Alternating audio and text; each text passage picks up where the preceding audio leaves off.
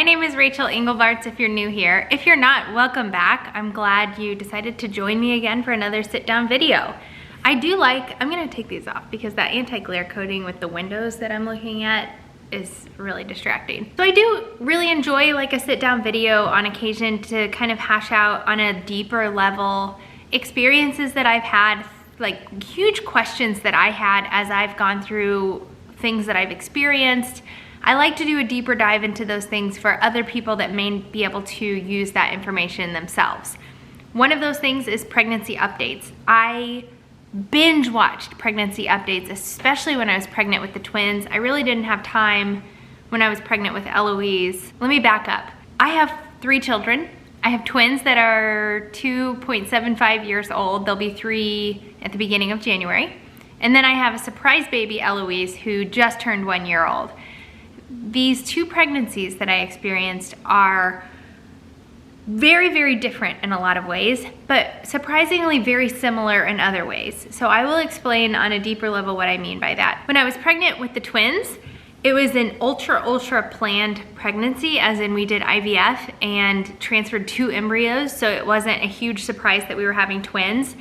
The pregnancy itself was 0 surprise at all, unless it didn't work, which would have been really disappointing, but we very much planned that pregnancy. Complete opposite with Eloise. So the twins were barely 1 year old when I found out I was pregnant with Eloise. It's interesting because Brad and I had just started the conversation and had made some phone calls to our fertility clinic about starting another cycle of IVF. And the first step when you get ready to start IVF to start a transfer is to go off of all of your birth control and just kind of let all of your hormones regulate. We did that. The next week, 2 weeks later, I found out I was pregnant with Eloise.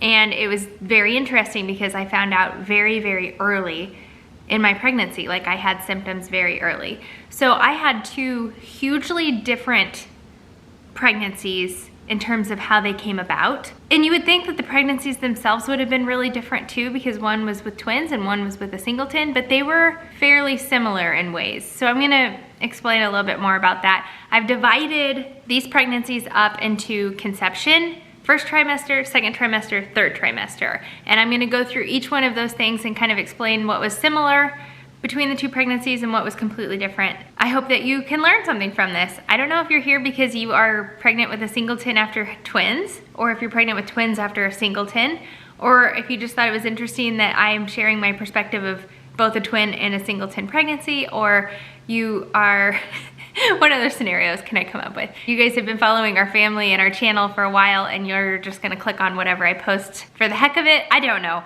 but I'm glad you're here, and I would love it if you would hit the subscribe button and the thumbs up button, because those 2 things are huge for our channels in the YouTube algorithm. Okay, that was a really convoluted and scatterbrained introduction. Now, let's get started with conception. I've kind of already alluded to this without even meaning to in the introduction, but conception happened very differently between the twins and our surprise baby Eloise. With the twins, we did a full-blown round of IVF. So that meant all of the injections in the belly to do an egg retrieval. So once we did the egg retrieval, my body was all hyped up on estrogen, and they had to give my body time to kind of restore itself after that IVF egg retrieval portion of the cycle. And that meant freezing all of our embryos. Our transfer, instead of being what they call a fresh transfer, where they implant a embryo that is fresh, that had just been growing for 5 or 6 days into your uterus and hopefully you get pregnant, they freeze all of your embryos and then they bring you back, thaw out the embryos they're gonna transfer and transfer them at a later date. So that was the case for our IVF cycle. And it was very disappointing and discouraging. And it also meant that I had to go on a lot of prep injections, which were progesterone, and those were horrendous. So I do not wish that on anybody. If you are going through IVF and you have a choice between a fresh and a frozen cycle, maybe think about the fresh one if you have that choice. A month later, we transferred 2 precious little embryos. We still have 2 that are frozen. They're at a clinic in South Carolina, and they're on standby while we decide what our family is going to look like. And there is some disagreement at this point in the game, but we will figure out what's best for our family as time passes. Anyway, We transferred our 2 lovely embryos, and I think it was 5 days later I took a pregnancy test and saw that I was pregnant for the first time in my life, and thus we're automatically in the first trimester. With Eloise, it was a bit different. I found out I was pregnant because my first symptom, my first giveaway was that I was still breastfeeding the twins, and when they would nurse, I got the heebie-jeebies. I just couldn't even handle it. It was making my skin crawl as soon as they latched, and I would tandem nurse almost all the time because it just saved time and it was more efficient, and for a number of different reasons, they loved it. There were a few times I would individually nurse them, but I exclusively nursed them and ended up weaning shortly after I found out I was pregnant just because of the whole heebie-jeebie thing anytime I would nurse them. I had planned on nursing them at least through the winter. I found out I was pregnant February 2nd, I believe, of 2019. Basically, not long after that, the twins completely weaned off, and it was a very natural, I didn't have to like wean them. They were pretty much ready. So it ended up working out fine, but I got them through the winter, and that's a whole nother story, nursing twins versus nursing a singleton. I could do a whole video on just that. I feel like this video is just one long ramble with side notes. What was I talking about? So my first symptom of pregnancy with Eloise was that I was getting the heebie-jeebies when I was nursing the twins. I also just felt like if I looked at myself in the mirror, I felt like my uterus was growing. I don't know how else to explain it. I felt weird. I felt like I might be pregnant. That's the only way I know to describe it. Because it was just so far-fetched that we would be pregnant on our own naturally. It was amazing now that I look back on it that I was able to tell I was pregnant when I was like 4 weeks pregnant. It's crazy. So anyway, one day I was taking a shower. We had 1 pregnancy test in the drawer. Actually, we had 2 pregnancy tests in the drawer that I was just kind of saving for when we did IVF again.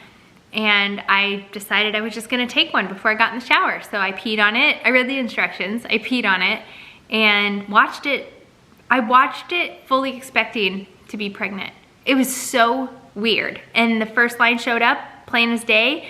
Then the second line showed up, and I was just like, And then once everything had passed, all of the urine had passed along both of those lines, and neither of them went away, and I was sitting there staring at a positive pregnancy test.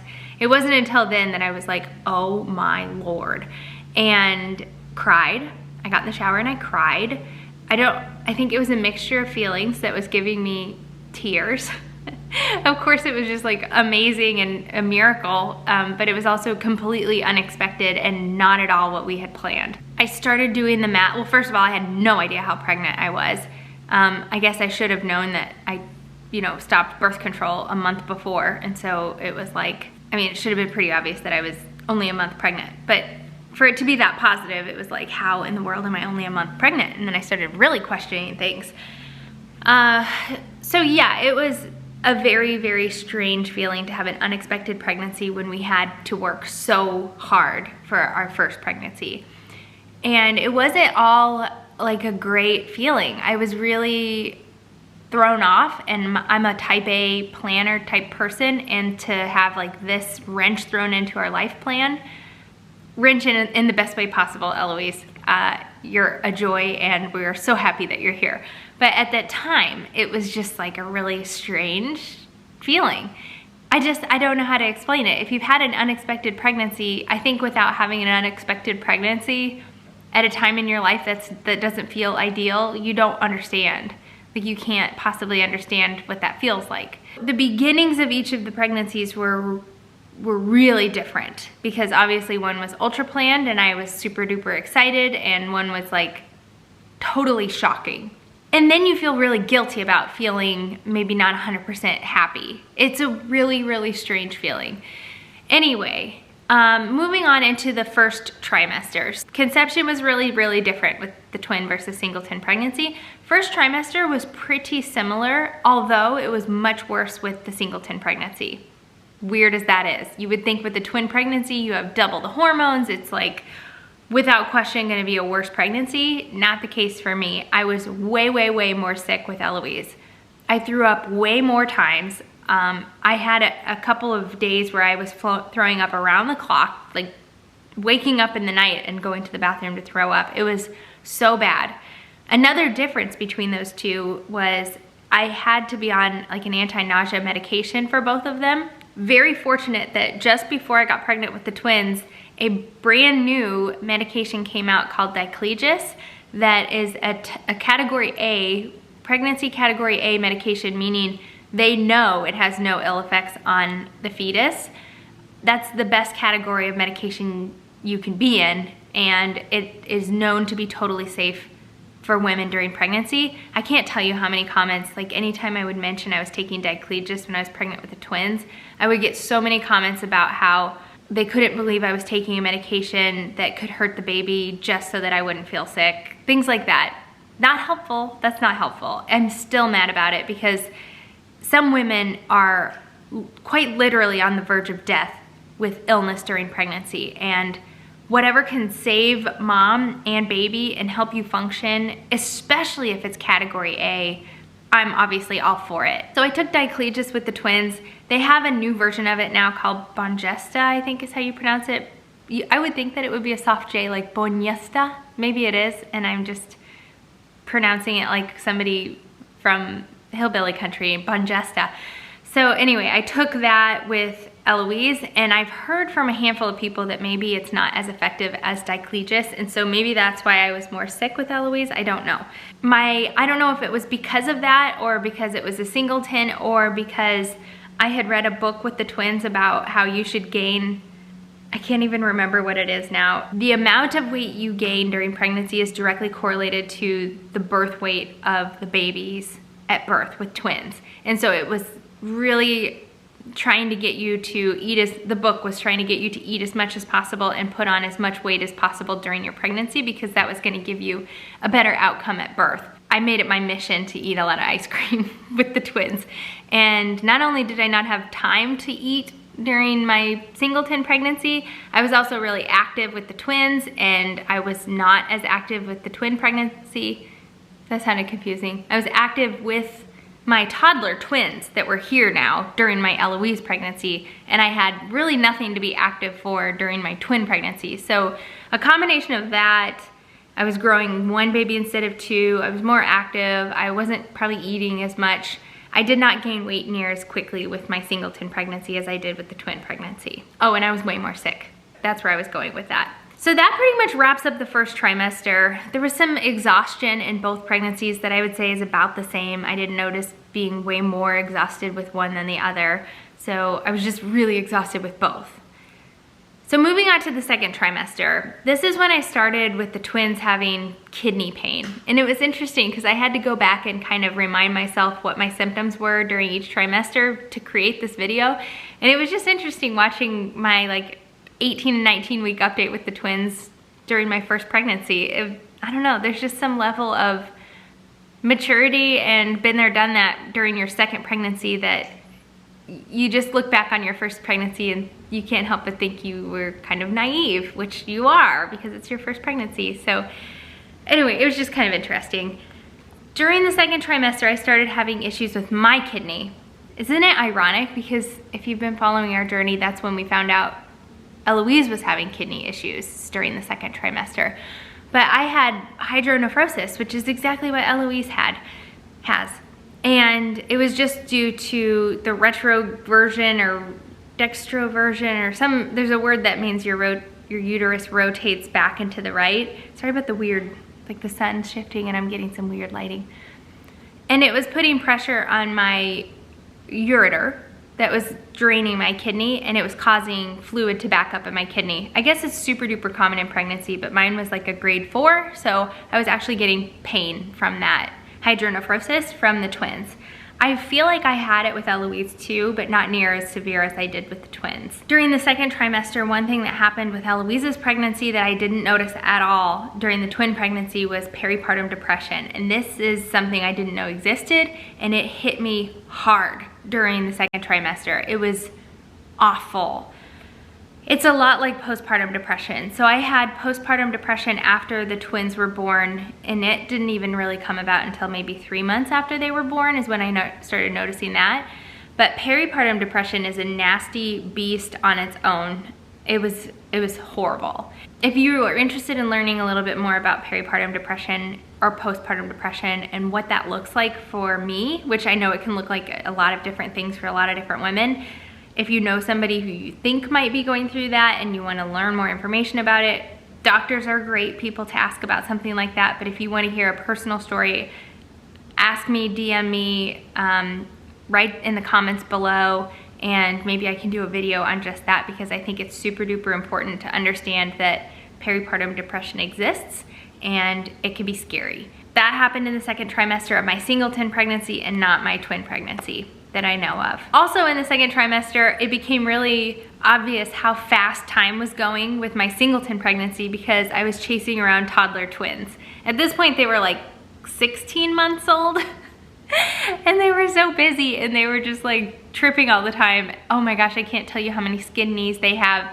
Babies, toddler babies, I think some people call them tabies because they're not a toddler and they're not a baby, but they fall a lot. They trip and skin their knees, and their knees have bruises and scrapes on scrapes during like a few month time span as they're like that tabby age. I'm gonna turn this so I don't have like weird. Once again, I'm talking about something totally unrelated to this video. Shocking.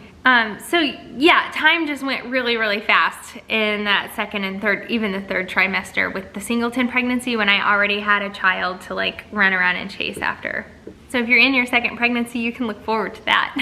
Okay, now we're on the third trimester. I can't believe we're already here. That just flew by, didn't it? Third trimester. The biggest difference I can think of is how uncomfortable I was with the twins. At that point, my stomach,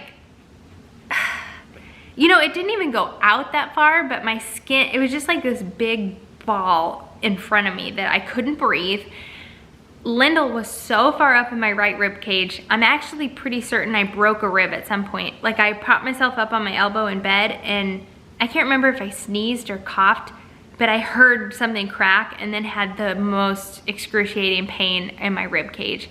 But she would sit right up here, right under this rib cage, and oh, it was so uncomfortable. And my skin on the surface was so stretched that it was physically painful to touch.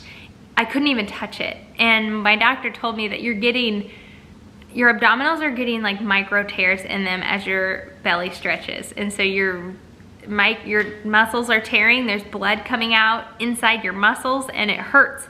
So that happened with the twins. That did not happen with Eloise. I did not have that stretching of my belly like I did with the twins. Thank goodness, because that was really, really uncomfortable. I also had a linea nigra, so that like dark line that goes down your stomach. I had that with the twins and did not have that with Eloise. From what I understand, that's more of like a hormonal thing, not like a stomach skin stretching thing. Maybe I'm wrong, but it's just really interesting that I had that so distinctly with the twins and didn't even have a hint of it with Eloise. It was like, I don't know, I expected to have it because I was thinking like once you have one of those, you just have those in your pregnancy, but I don't know. Eloise, interestingly, was also tucked up under my right rib a lot. So I did have like, I remember sitting like this, trying to kind of hold her out of my rib cage because it really felt like she was up in there. And just from the ultrasounds, I know that's where Lyndall was too. She was my baby A. Bear was baby B, so he was like down a lot further. Which brings me to movement. I could tell the difference between Lyndall and Bear movement-wise, just based on where they were in the ultrasounds. Occasionally, I would think I was feeling Lyndall or Bear or vice versa. And then in the ultrasound, it would be like Bear's feet that I realized I was feeling. But it was most of the time, like I knew if it was in this location, it was definitely Bear. If it was in this location, it was definitely Lyndall. And then there was like some gray area in between where it could have been either one. What's funny though, is you would think with a twin pregnancy, you would feel twice the movement of a singleton pregnancy. Eloise was a wild woman in utero. She moved and grooved constantly. And so there was so much movement happening. It was every bit as much as the twin pregnancy. I did not notice any difference in the amount of movement in utero, which is really interesting. And I was worried that that meant that she was gonna be just like a really wild baby. Not the case. She's pretty docile, pretty tame and laid back, I guess. Bear was really calm in utero, from what I could tell. Lyndall was really crazy in utero, and that kind of stayed as like babies anyway. Toddlers, they're both pretty crazy, but yeah, as babies, he was definitely our calm one and she was our Spitfire. And that's the way they were in the womb. But Eloise, I don't see any correlation with her in the womb versus her outside the womb. So that is really the differences between a singleton pregnancy and a twin pregnancy from my perspective. I don't think that this will be true for everybody. I think everybody's pregnancies, twin pregnancies, single pregnancies can be completely different. You just never know. You really never know what you're gonna get. You can be super happy, healthy, love pregnancy with one and then be sicker than a dog for the next. You just don't know. So if you've had great, easy pregnancies, maybe like say an extra prayer of thankfulness, because it definitely is not that way for everybody. But as always, thank you so much for watching this video. I hope that you learned something valuable, or that it just kind of calmed your anxiety of maybe knowing a little bit of what to expect in either a singleton or a twin pregnancy, or if maybe you're facing IVF in the future, it helps calm your mind about that process, maybe just a hair, by hearing a small portion of someone's story that ended in a good way. So with that said, hit the subscribe button and hit the thumbs up button if you haven't already. It's super easy to do. You just click it and it helps my channel immensely. So thank you so much for watching, and we will see you in our next video.